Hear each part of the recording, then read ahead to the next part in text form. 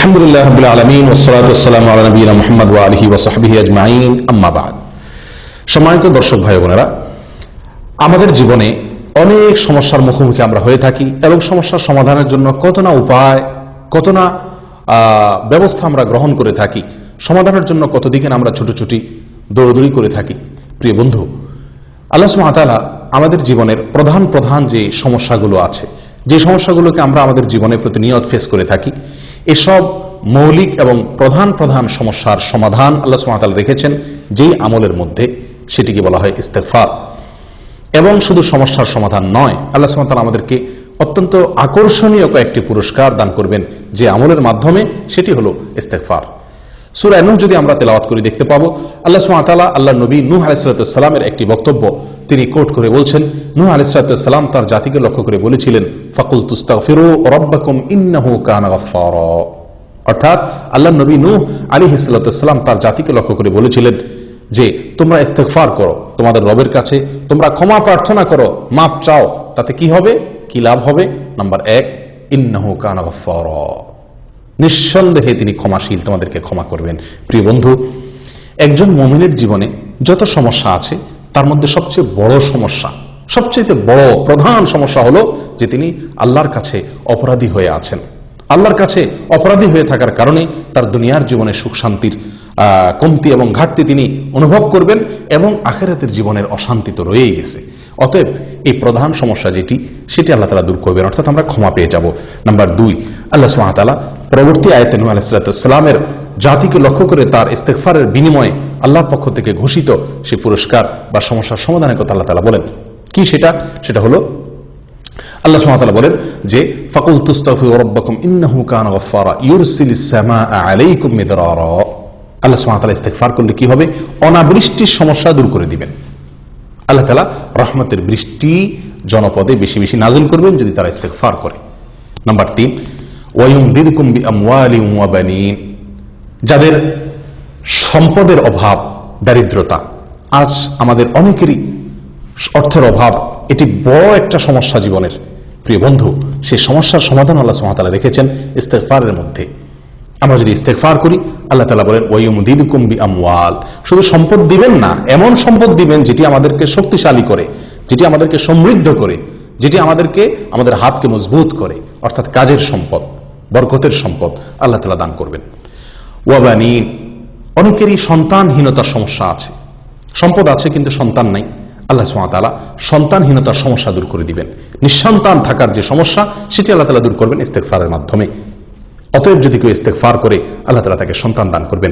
হাসান বসরি রাহমাতুল্লাহর কাছে কেউ যদি সন্তানহীনতার অভিযোগ নিয়ে আসতো, তিনি বলতেন ইস্তেগফার করো।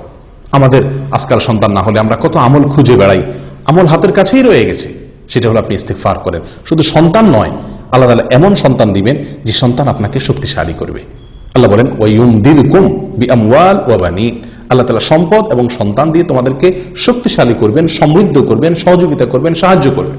অর্থাৎ যে সন্তান, যে সম্পদ আমাদের কাজে আসবে, যেটি আমাদের হাতকে শক্তিশালী করবে, আমাদেরকে দুর্বল করবে না। প্রিয় বন্ধু, ইস্তেগফারের মাধ্যমে আমরা প্রধান গুরুত্বপূর্ণ 3টি সমস্যার সমাধান এখানে পেয়ে যাচ্ছি। প্রথমত, আল্লাহ তাআলা আমাদেরকে মাফ করবেন, ক্ষমা পেয়ে যাব। দ্বিতীয়ত, অনাবৃষ্টির সমস্যা দূর হয়ে রহমতের বৃষ্টি আমরা পাবো। তৃতীয়ত, আমাদের অর্থের অভাব অনটন আল্লাহ তাআলা দূর করবেন। চতুর্থত, আল্লাহ তাআলা সন্তানের যে অভাব, সেটা আল্লাহ তাআলা দূর করবেন ইস্তেগফারের মাধ্যমে। এবং পরবর্তীতে আল্লাহ সুবহানাহু ওয়া তাআলা আরো কয়েকটি পুরস্কারের কথা বলছেন। আল্লাহ সুবহানাহু ওয়া তাআলা বলেন ওয়ায়ুমদিদকুম বিআমওয়ালিন ওয়া বানিন ওয়া ইয়াজআল লাকুম জান্নাতিন ওয়া ইয়াজআল লাকুম আনহারা। আরো 2টি পুরস্কারের কথা আল্লাহ তাআলা পরবর্তী আয়াতে বলছেন। যদি তোমরা ইস্তেগফার করো, তাহলে আল্লাহ সুবহানাহু ওয়া তাআলা বাগ বাগিচা, ক্ষেত খামার, ফসল, এগুলো আল্লাহ সুবহানাহু ওয়া তাআলা বাড়িয়ে দিবেন। রিজিক বেড়ে যাবে, অর্থ আছে, সন্তানও আছে, কিন্তু ক্ষেত খামার, ফসল ইত্যাদি ভালো হয় না। এটাও একটা সমস্যা। আল্লাহ তাআলা সেই সমস্যার সমাধান রেখেছেন ইস্তেগফারের মাধ্যমে। ফসল ইত্যাদি বেশি হবে যদি আল্লাহর কাছে আমরা ইস্তেগফার করি। নাম্বার 6, আল্লাহ সুবহানাহু ওয়া তাআলা বলছেন ওয়াজআল লাকুম আনহারা, ইয়াজআল লাকুম জান্নাতিন ওয়া ইয়াজআল লাকুম আনহারা, এবং তোমাদের জন্য নদী, নালা, নহর, প্রশবন, ঝর্ণা, পানির যে সমস্যা, আসমান থেকে নাজিল হওয়া পানি, এটি আল্লাহ তাআলার একটি রহমত। আর জমিনে এরকম ভাবে নদী, নালা ইত্যাদিতে পানি থাকা, খাল বিল ইত্যাদিতে পানি পরিপূর্ণ থাকা প্রয়োজন অনুপাতে, সেটা আরেকটা আল্লাহ তাআলার নিয়ামত, সেটিও পাওয়া যাবে ইস্তেগফারের মাধ্যমে। 6টি নিয়ামত আমরা এই আয়াত থেকে, শুধুমাত্র এই 3টি আয়াত থেকে আমরা পেয়ে গেলাম। প্রিয় বন্ধু, ইস্তেগফারের মাধ্যমে আরো একটি জীবনের বড় সমস্যার সমাধান আল্লাহ তাআলা রেখেছেন, সেটি হলো বিপদ আপদ, মুসিবত। এমন কোনো মানুষ নেই যার জীবনে বিপদ আপদ আসে না, যিনি বিপদ মুসিবতের সম্মুখীন হন না, এরকম কোন লোক আমরা একটি মানুষও সারা পৃথিবীতে খুঁজে পাবো না। প্রত্যেকটা লোকের জীবনে বিপদ আপদ এবং মুসিবত আসে। প্রিয় বন্ধু, এই মুসিবত আসলে আমরা অস্থির হয়ে যাই, খুব বেশি টেনশন করি। টেনশন আপনি করেন, চিন্তা আপনি করেন, কিভাবে সে সমস্যা থেকে আপনি উত্তরণের পথ খুঁজে পাবেন সেই চেষ্টা আপনি করেন। কিন্তু বন্ধু, আপনি যত বেশি চিন্তা এবং টেনশন করবেন তার চাইতে বেশি আপনাকে ইস্তেগফার করা উচিত। কারণ ইস্তেগফার বেশি করার মধ্যেই আল্লাহ সুবহানাহু ওয়া তাআলা মুসিবত থেকে বের হওয়ার উত্তরণের পথ সেখানে আল্লাহ তাআলা রেখে দিয়েছেন, ইস্তেগফার করার মধ্যে। এই বিষয়ে আমরা অত্যন্ত গুরুত্বপূর্ণ এবং বেশ শক্তিশালী কয়েকটি দলিল আমরা নিতে পারি। নম্বর 1, আদি পিতা আদম আলাইহিস সালাম তার জীবনে যখন সবচেয়ে বড় সমস্যার তিনি সম্মুখীন হলেন, জান্নাত থেকে আল্লাহ তাআলা বের করে দিলেন, আল্লাহ অসন্তুষ্ট হয়ে গেলেন, তখন তিনি আল্লাহ সুবহানাহু ওয়া তাআলার কাছে ইস্তেগফার করেছিলেন। আল্লাহ তাআলা তাকে তখন তার সেই সমস্যা দূর করেছিলেন। কিভাবে ইস্তেগফার করেছিলেন? তিনি বলেছিলেন, রব্বানা যালামনা আনফুসানা ওয়া ইল্লাম তাগফির লানা ওয়া তারহামনা লানাকুনান্না মিনাল খাসিরিন। হে আমার রব, নিশ্চয় আমি আমার উপরে অবিচার করেছি, নিজের প্রতি নিজে জুলুম করেছি। যদি আপনি ক্ষমা না করেন, আপনি রহম না করেন, আমার বড় ক্ষতি হয়ে যাবে, আমি বড় ক্ষতিগ্রস্ত হয়ে যাব। মাবুদ আল্লাহর কাছে ছোট হয়ে ক্ষমা চেয়েছেন, আল্লাহ তাআলা তার সমস্যা দূর করে দিয়েছেন। প্রিয় বন্ধু, আল্লাহ নবী ইউনূস আলাইহিস সালাম তিনি যে বিপদে পড়েছিলেন, ঐতিহাসিক বিপদ, মাছের পেটে তিনি চলে গিয়েছিলেন, আল্লাহ তাআলা কুদরতিভাবে সেখানে তাকে কিছু সময়ের জন্য হায়াত রেখে দিয়েছিলেন। ওই মুহূর্তে তিনি আত্মরক্ষার জন্য যে চেষ্টাটুকু করেছিলেন, এই বিপদ থেকে বের হওয়ার জন্য, এই বিপদ দূর হওয়ার জন্য যে চেষ্টা করেছেন সেটি হলো ইস্তেগফার তিনি করেছেন।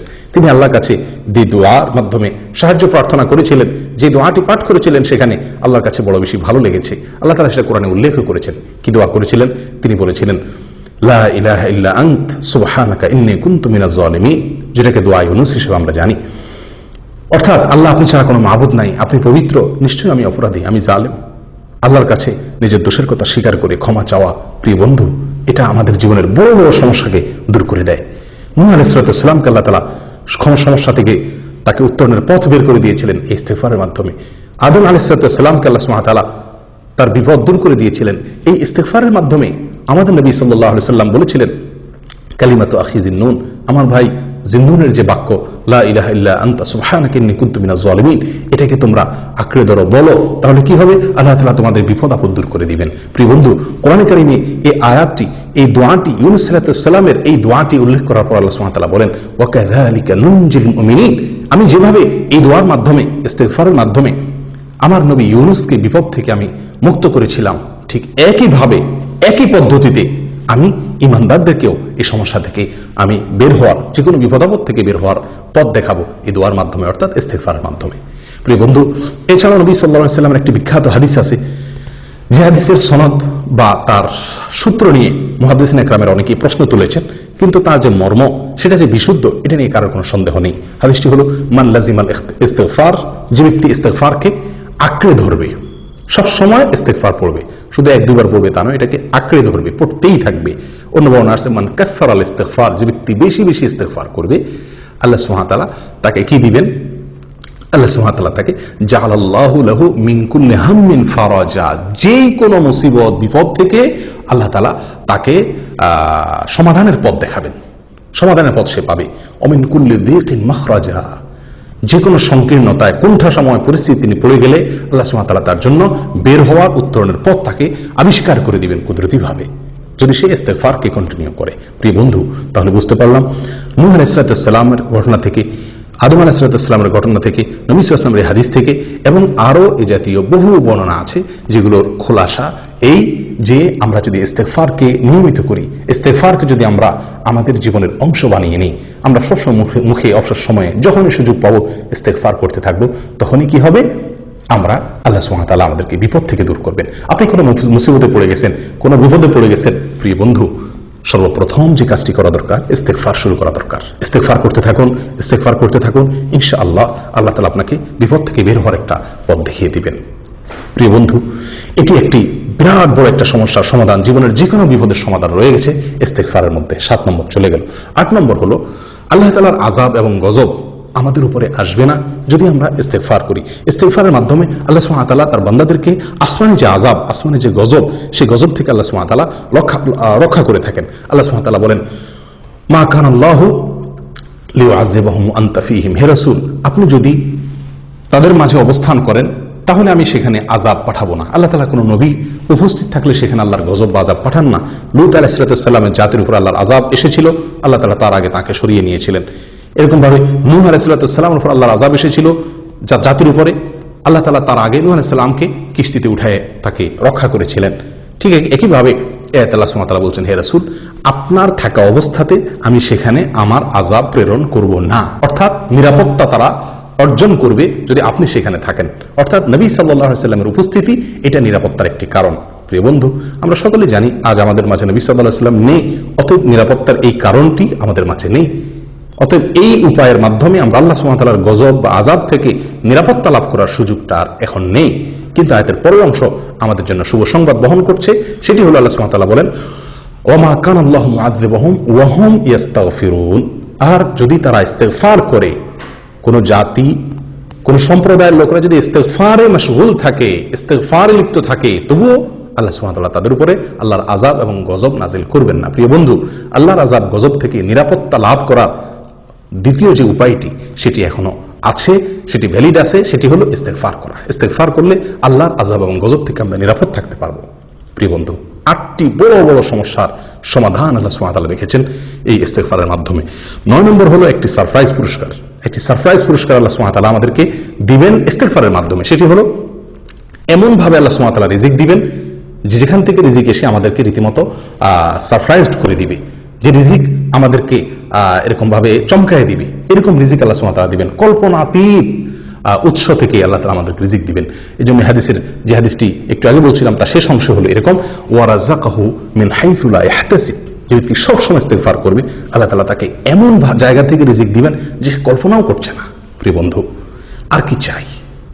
আল্লাহ তাআলা ক্ষমা করবেন, অনাবৃষ্টির সমস্যা দূর হবে, অর্থের অনটন দূর হবে এবং বরকতময় অর্থ পাওয়া যাবে, সন্তানহীনতার সমস্যা দূর হবে এবং বরকতের সন্তান, যে সন্তান কাজে আসবে সেটা পাওয়া যাবে, শস্য ফসল ক্ষেত খামার ইত্যাদি ভালো হবে, নহর নদী নালা ইত্যাদিতে পানি পরিপূর্ণ থাকবে, যেটা মানুষের জীবনের জন্য গুরুত্বপূর্ণ বিষয়, বিপদ আপদ মুসিবত দূর হয়ে যাবে যদি ইস্তেগফারকে কন্টিনিউ করা যায়, আল্লাহর আযাব এবং গজব থেকে নিরাপত্তা লাভ করা যাবে এবং সারপ্রাইজের যে পুরস্কার আল্লাহ সুবহানাহু ওয়া তাআলা রেখেছেন সেটা পাওয়া যাবে। প্রিয় বন্ধু, তার চেয়ে বড় কথা আল্লাহ তাআলা ক্ষমা করবেন, মাফ করে দিবেন। 9টি আমাদের জীবনের 8টি বড় বড় সমস্যার সমাধান এবং 9 নম্বর হলো একটি সারপ্রাইজ পুরস্কার। অকল্পনীয় ইস্যু থেকে, উৎস থেকে আল্লাহ তাআলা রিজিক দান করবেন। কিসের মাধ্যমে? ইস্তেগফারের মাধ্যমে। প্রিয় বন্ধু, আসুন সবসময় ইস্তেগফার করতে থাকি। বাসা বাড়িতে কাজের জায়গায় ইস্তেগফার দেয়ালে দেয়ালে লিখে রাখি দিই, যেন দেখে আমার ইস্তেগফার করার কথা স্মরণ হয়, একে অন্যকে স্মরণ করিয়ে দিই, ইস্তেগফার করতে থাকি। ইস্তেগফার মানে হলো আল্লাহর কাছে ক্ষমা প্রার্থনা করা। আল্লাহর কাছে ক্ষমা প্রার্থনা করার জন্য আমি নিজের ভাষা যে কোনো ভাবে ক্ষমা চাইতে পারি, আল্লাহ আপনি মাফ করে দিন। তবে হাদিসে কয়েকটি ভাষা আমাদেরকে শিক্ষা দেওয়া আছে, তার ভিতরে সবচেয়ে সহজ, সবচেয়ে সরল ইস্তেগফার হলো, সবচেয়ে ছোট্ট ইস্তেগফার হলো আস্তাগফিরুল্লাহ ওয়া আতুবু ইলাইহি। আল্লাহর কাছে আমি ইস্তেগফার করছি, ক্ষমা চাচ্ছি এবং তার দিকে আমি ফিরে যাচ্ছি। এর বাইরেও অন্যান্য ইস্তেগফার হাদিসের যে সমস্ত ইস্তেগফার বর্ণিত আছে সেগুলো আমরা করতে পারি। আস্তাগফিরুল্লাহাল্লাযী লা ইলাহা ইল্লা হুয়াল হাইয়ুল কাইয়্যুম ওয়া আতুবু ইলাইহি। ওই আল্লাহ যিনি ছাড়া কোনো মাবুদ নেই, আমি তার কাছে ইস্তেগফার করছি, তিনি চিরঞ্জীব, তিনি কাইয়্যুম, এবং তার কাছে আমি প্রত্যাবর্তন করছি। ইস্তেগফারের ভিতরে সবচেয়ে শ্রেষ্ঠ ইস্তেগফার হলো সাইয়্যিদুল ইস্তেগফার, অত্যন্ত মূল্যবান একটি দোয়া, সকাল সন্ধ্যা পড়ার জন্য নবী সাল্লাল্লাহু আলাইহি ওয়াসাল্লাম আমাদেরকে ইরশাদ করেছেন, নসিহত করেছেন। প্রিয় বন্ধু, এটি আমাদের সকলের মুখস্থ থাকা উচিত। সাইয়্যিদুল ইস্তেগফার হলো আল্লাহুম্মা আনতা রাব্বি, হে আল্লাহ আপনি আমার রব, লা ইলাহা ইল্লা আনত, আপনি ছাড়া কোনো মাবুদ নাই, খালাকতানি, আপনি আমাকে সৃষ্টি করেছেন, ওয়া আনা আবদুক, আমি আপনার গোলাম, ওয়া আনা আলা আহদিকা ওয়া ওয়াদিকা, আমি আপনার অঙ্গীকার, আপনার ওয়াদা, আলাস্তু বিরব্বিকুম, যে আপনি আমাকে রব হিসাবে স্বীকারোক্তি নিয়েছিলেন সেটার উপরে আমি আছি, এখন আমি স্বীকার করছি। ওয়া আনা আলা আহদিকা ওয়া ওয়াদিকা মাস্তাতা'তু, যতটুকু সম্ভব আমি সেই স্বীকারোক্তির উপরে এখনো অটল আছি। ওয়া আনা আলা আহদিকা ওয়া ওয়াদিকা মাস্তাতা'তু আউযু বিকা মিন শাররি মা সানা'ত, আল্লাহ আমি যে সমস্ত অপকর্ম গুনাহ করেছি এগুলোর ক্ষতি থেকে আপনার কাছে আশ্রয় চাই। ওয়া আউযু বিকা মিন শাররি মা সানা'ত আবুউ লাকা বিনি'মাতিকা আলাইহি, আল্লাহ আপনি যে নিয়ামত আমার প্রতি দিয়েছেন আমি সেটাকে স্বীকার করি। ওয়া আবুউ লাকা বিযামবি, আল্লাহ আমি যে অপরাধ করেছি সেটাকেও আমি স্বীকার করি। ফাগফিরলি ফাইন্নাহু লা ইয়াগফিরুয যুনুবা ইল্লা আনত, অতএব আমাকে ক্ষমা করে দিন, কারণ আপনি ছাড়া